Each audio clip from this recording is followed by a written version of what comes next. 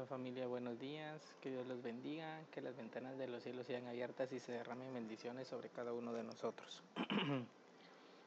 En el capítulo 20 de Números hay varias cosas pasando mientras el pueblo de Israel todavía está en el desierto. Recordemos de que ellos llegaron a la tierra y no quisieron tomar Canaán porque vieron que eran más fuertes que ellos, que eran más poderosos en sentido de que se miraba que tenían un ejército, que eran hombres preparados para la batalla, y pues ellos no. Entonces, y a raíz de que no creyeron de que Dios les iba a dar la victoria, regresaron al desierto.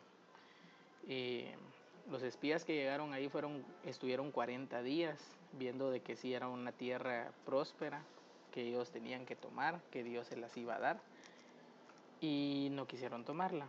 Todo eso me hace cuestionar la guerra que actualmente existe todavía en esas tierras, porque todavía ahí hablando de Canaán, físicamente es en donde está Irán, el reino de Persia, y hasta cierto punto me llego a cuestionar si en realidad estamos hablando de las mismas tierras, si tal vez no la Biblia ha sido manipulada de tal forma que ahora se trate de otro lugar y no sea el mismo lugar que dice lo que está escrito, lo que se ha investigado, que eso no. Todo eso a veces me lo cuestiono también. No es como que si yo tuviera la verdad de todas las cosas. Una de las cosas muy importantes acá es de que en este capítulo es de que muere la hermana de Moisés, que se llamaba María, que en otras traducciones le llaman Miriam, y también muere a Aarón. Sus dos hermanos mueren en ese capítulo. Cuando muere su hermana, el pueblo tiene sed y ellos pues otra vez vuelven a reclamar que por qué los fueron a sacar de Egipto si solo iban a ir a morir de sed ahí, a pesar de que ellos ya habían visto, ellos como generación, habían visto cómo Dios los había sacado de Egipto, dividió el mar. Para este punto creo que ya les había dado comida en el desierto. Y aún así estaban rebeldes reclamando que por qué iban a morir en el desierto. O sea, ellos no estaban todavía 100% seguros de que eran el pueblo de Dios, que no tenían su confianza directamente en él. Entonces ahí lo que pasa es de que Moisés, ya enojado con todo lo que decía el pueblo, en lugar de venir y bendecir, porque eso es lo que le dice Dios, ¿verdad? Le dice que golpeó la peña y Jehová dijo a Moisés: por cuanto no creíste en mí para santificarme delante de los hijos de Israel. Lo importante aquí es de que Dios lo que quería era de que el pueblo entendiera de que era él, iba a haber una especie como de ceremonia en donde se le iba a dar su momento, en donde él iba a hacer el milagro.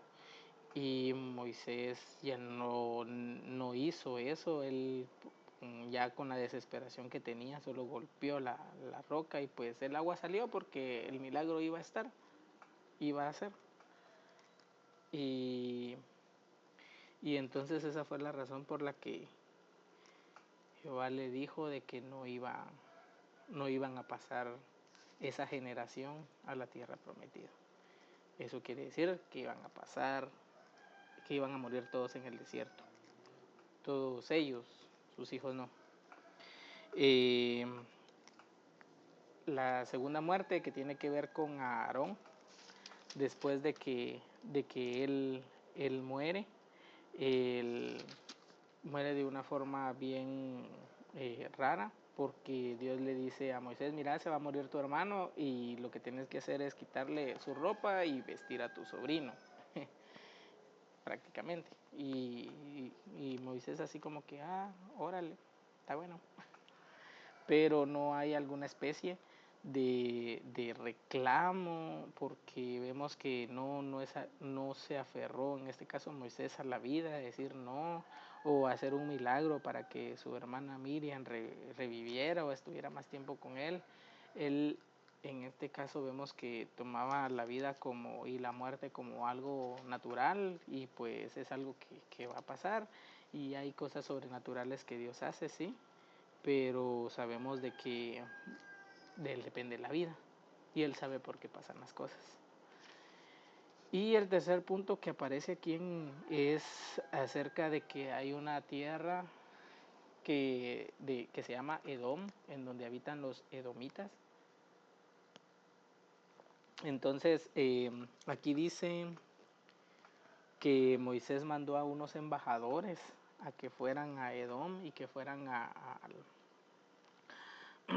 hablar, y dentro de lo que fueron a hablar los embajadores, voy a resaltar esta parte donde dice: así dice Israel, tu hermano. Cuando dice tu hermano, pues me dio la intriga de saber quiénes eran los edomitas, de dónde vienen. Y pues los edomitas prácticamente es pueblo, son descendientes de Esaú.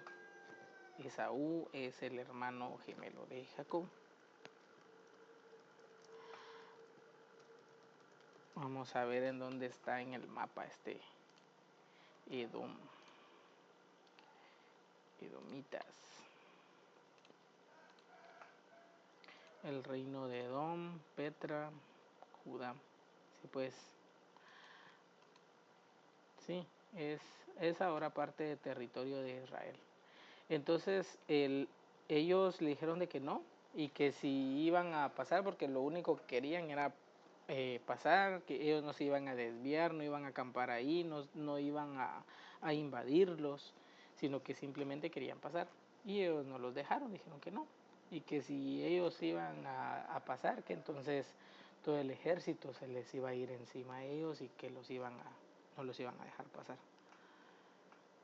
Y incluso ni siquiera dejaron que ellos hicieran el intento de pasar, porque dice que cuando se enteraron de eso salió Edom, dice, contra él con mucho pueblo y mano fuerte, y no los dejaron pasar. Entonces era otra de las complicaciones que el pueblo de Israel sufrió.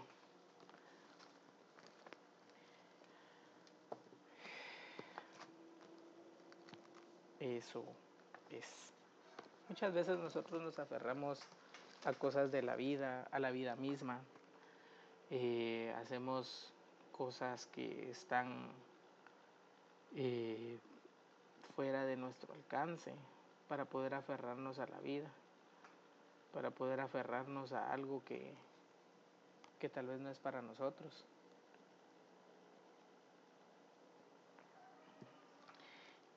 Y es bien complicado el escuchar a Dios.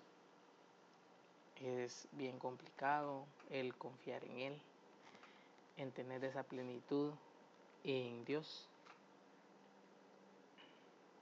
Porque nosotros queremos entender todo el panorama de todas las cosas, de todo lo malo que pasa o de todo lo bueno que nos pasa. Y muchas veces eso es algo que a nosotros no se nos es revelado. Aunque hay algunas personas que tienen unos dones muy especiales y ven el mundo espiritual. Y no precisamente sean personas que busquen de Dios, que traigan esos dones a Dios o que le sirvan a Dios con esos dones. Y un ejemplo muy claro es la historia de Balaam, que creo que ahí en el libro de Números también está, en donde lo habían mandado a que fuera a maldecir al pueblo de Israel. Y pues, o sea, él viendo el mundo espiritual vio alguna especie de protección y dijo no, que no lo iba a hacer. Lo convencieron económicamente, no sé qué le darían económicamente, porque ya después él aceptó y dijo, va, está bueno, los voy a ir a maldecir. Y vemos de que se salvó solo porque iba a ser víctima también de su arrogancia, de su necedad, su burrita, que terminó hablando, que le dijo de que ¿qué me has hecho? ¿Por qué me estás golpeando? Yo no te he hecho nada. Y ahí en ese momento fueron abiertos sus ojos espirituales y pudo ver al ángel de Jehová que estaba frente a él con espada ya listo para destruirlo. El mundo espiritual es más real de lo que las personas creen. Y el mundo espiritual está ligado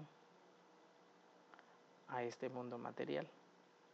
Estamos utilizando conceptos, estamos dándole conceptos racionales para poder entender cómo es que funciona Dios, cómo es que funciona su creación. Inventamos conceptos como por ejemplo la gravedad, están los descubrimientos que hacen, por ejemplo está el Fibonacci y su teoría. Está Gödel también hablando acerca de lo que es el racionalismo y su teoría de incompletitud. Muchos científicos que utilizan otros términos para poder describir que hay cosas que no se pueden explicar, hay cosas que no se pueden entender, hay cosas que se resumen en fe.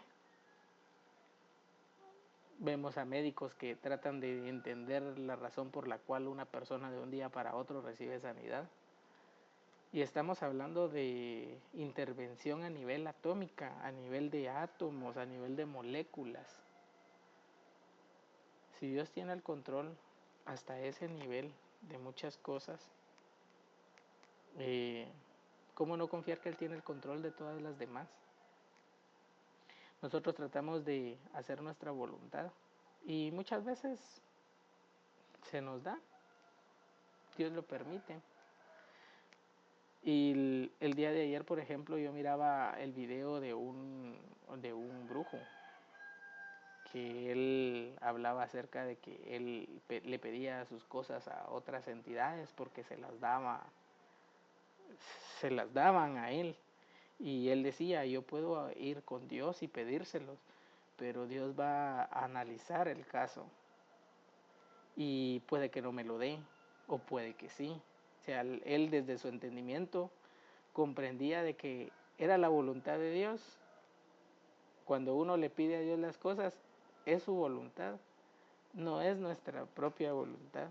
Algunos nos van a venir a nosotros a decirnos que pueden comprender cuál es el comportamiento de Dios o pueden comprender su voluntad. Y algunas veces Él sí las revela y la mayoría de veces no. Vemos hasta a Jesús, su propio Hijo, diciendo, hágase tu voluntad. Y aunque Él, porque ya conocía lo que había profetizado Isaías, ya sabía lo que iba a pasar, aún así tuvo miedo, tuvo incertidumbre, lloró, teniendo el poder, porque dice que se le fue dado poder en el cielo y en la tierra, el poder de sobre todas las cosas. Prefirió no hacer nada ante la injusticia que estaban cometiendo, porque viéndolo socialmente, si fue una injusticia, viéndolo espiritualmente, hasta cierto punto puedo llegar a entender al pueblo de Israel por el cual tomó la decisión de venir y crucificarlo, porque para ellos era alguien normal. Es como que si yo viniera y dijera, es que yo soy Dios, yo soy el Hijo de Dios, y todos me van a ver así raro, feo. Puede que miren que haga milagros y todo, alguien como yo, autoproclamándose Hijo de Dios. Y eso fue lo que ellos vieron, alguien normal, alguien que creo que si no fue Jeremías, fue Isaías el que dijo que no, físicamente no era alguien bonito, que no, y era la razón por la cual las personas pues no creían que él fuera el Hijo de Dios. Pues estamos acostumbrados a ver esta figura de Cristo, tal vez proveniente de Europa o de Estados Unidos, y así lo pintan y así hacen imágenes y tratan de dibujarlo. Y hay una canción que dice, que habla acerca de la historia de Cristo, y él dice, yo quisiera ver su rostro, como que su rostro lleno de hermosura, y pues en la Biblia dice de que él carecía de eso. Entonces el entender esa parte me puede llevar a la conclusión de que hasta cierto punto estas personas miraban cierta especie de blasfemia con él, porque ellos esperaban a alguien que los fuera a rescatar de la monarquía de Roma, en este caso, que eran los que lo habían conquistado. La conquista venía desde la caída de los reinos de Israel y habían pasado creo que como 700 años a partir de eso, desde que Babilonia los fue a conquistar, fue a destruir el templo y los regó por todo el mundo. Entonces ellos esperaban alguna especie de imperio que fuera establecido, en donde se autoproclamara el Mesías como el rey de ellos, pues. Y era algo que no pasó. Mientras vemos a un hijo de Dios que hablaba de amor, de amar al prójimo, de que si te golpean la mejilla izquierda, pues ponle la derecha. Y si te quieren quitar tu ropa, pues dale también tu calzado, de no pelear.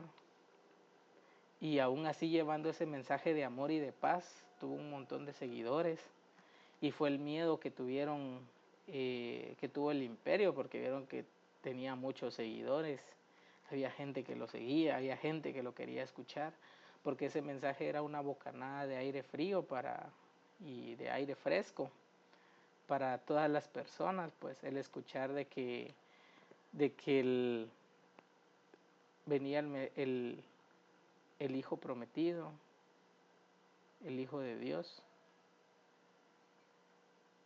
y el llevar a analizar este tipo de cosas hasta cierto punto llegó a comprender por qué razón fue que tomaron esa decisión, pues.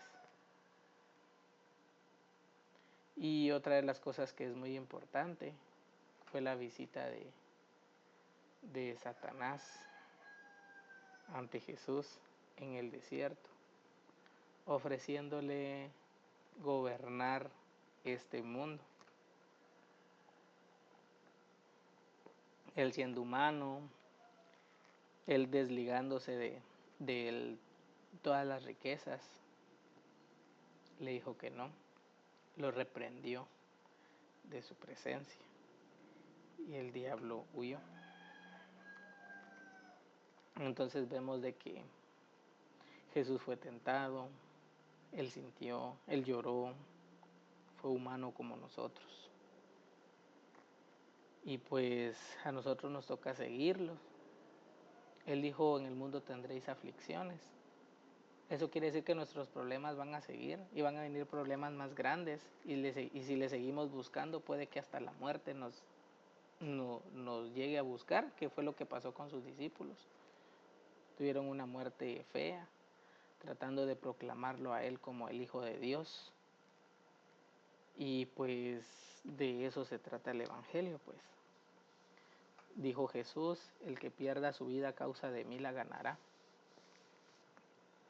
Entonces ya son tiempos modernos. Hay personas que dicen de que ahora ya no existe la persecución de los cristianos, pero vemos a muchas personas hablando acerca de falsas espiritualidades, hablando de energías, hablando de vibraciones, y hasta cierto punto es algo muy místico que llama la atención, que uno dice, yo puedo hacer eso. Y ellos tratan de buscar su propia verdad, su propio camino, pero sabemos que el único camino al Padre es Jesús. Él dijo, yo soy el camino, yo soy la verdad y soy la vida. ¿Qué tenemos que hacer? Seguir a Jesús, seguir su ejemplo. Viendo él la injusticia que hacían, todo el dolor que sentía estando en la cruz, todavía tuvo el aliento para decir, Padre, perdónalos. ¿Hasta qué nivel podemos llegar nosotros para poder perdonar a alguien? A veces me llego a cuestionar eso. Que Dios los bendiga. Los amo. y me